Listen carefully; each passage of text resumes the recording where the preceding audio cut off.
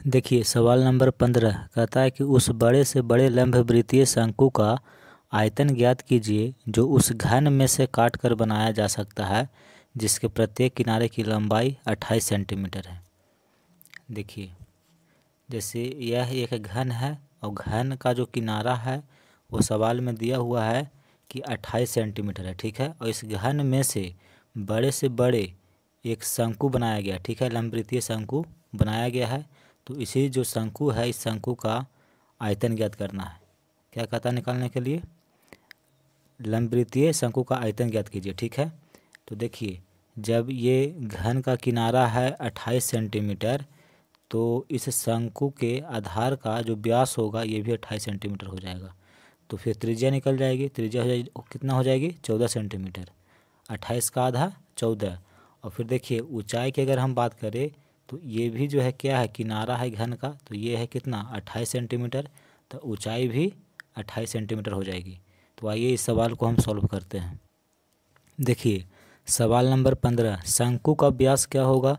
तो जो घन का किनारा है, किनारा की जो लंबाई है वही शंकु का व्यास हो जाएगा। तो घन का किनारा है 28 सेंटीमीटर यानी कि शंकु का व्यास 28 सेंटीमीटर। तो शंकु की त्रिज्या व्यास की आधी होगी, व्यास है 28 सेंटीमीटर, इसको आधा कर देंगे यानी कि 14 सेंटीमीटर। क्या है? शंकु की त्रिज्या।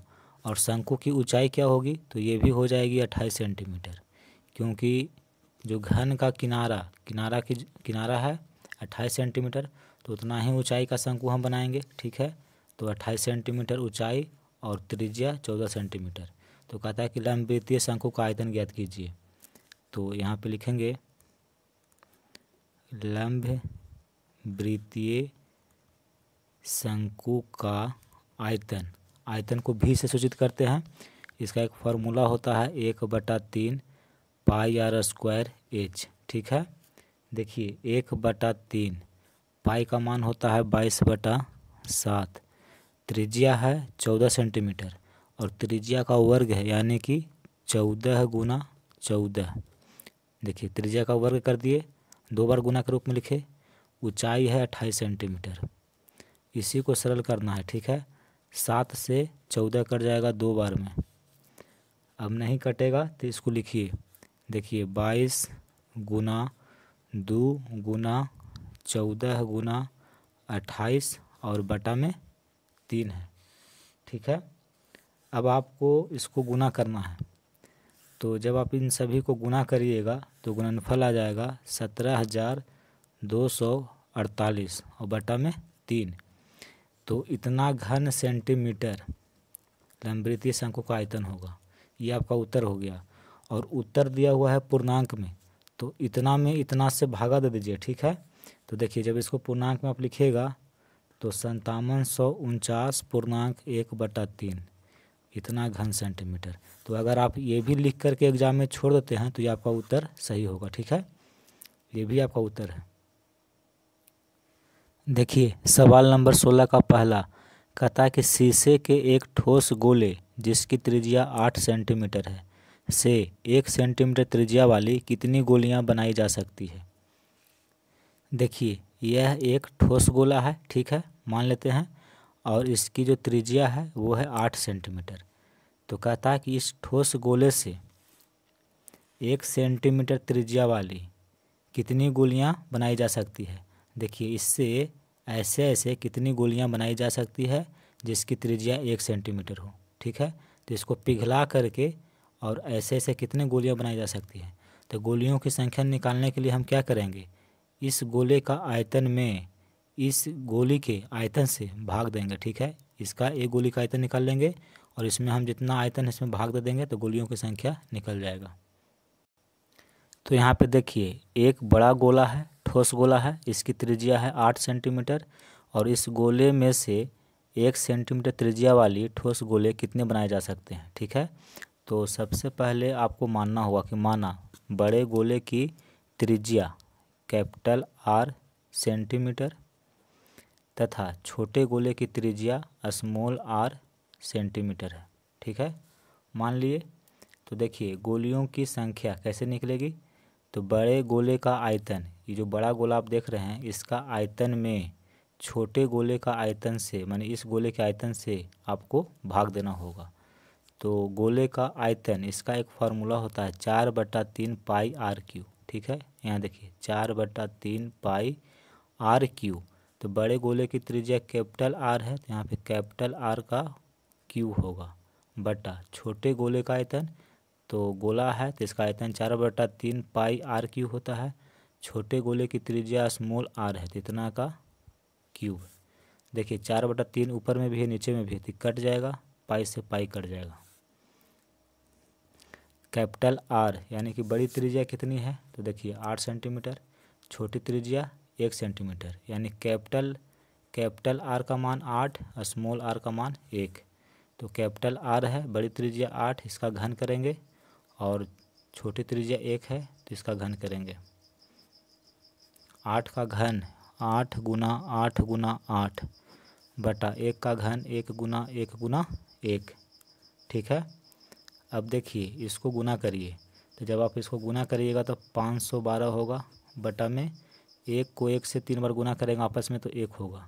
512 को 1 से काटिएगा तो 512, यानी कि गोलियों की संख्या टोटल कितनी है, 512 है। ये आपका उत्तर हो गया। देखिए सवाल नंबर 16 का दूसरा कहता है कि 8 सेंटीमीटर त्रिज्या वाले ठोस गोले से 2 सेंटीमीटर त्रिज्या वाले कितने ठोस गोले बन सकते हैं।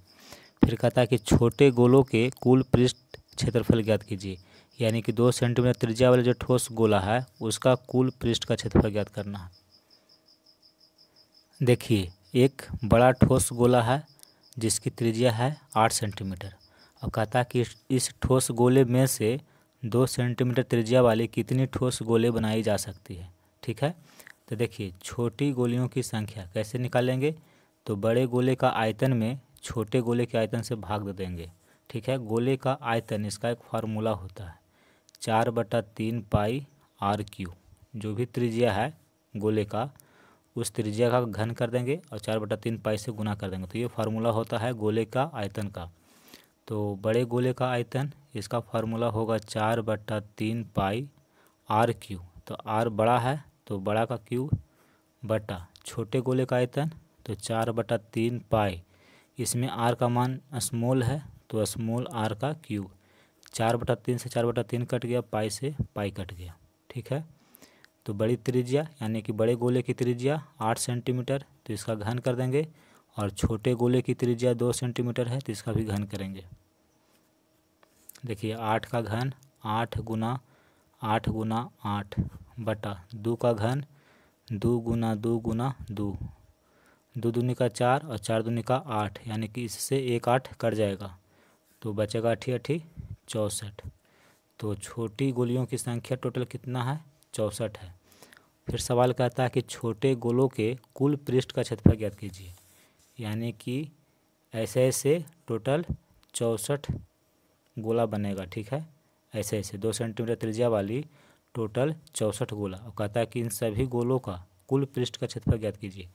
तो देखिए एक गोले का कुल पृष्ठ का क्षेत्रफल इसका क्या फॉर्मूला होता है, 4 पाई आर स्क्वायर।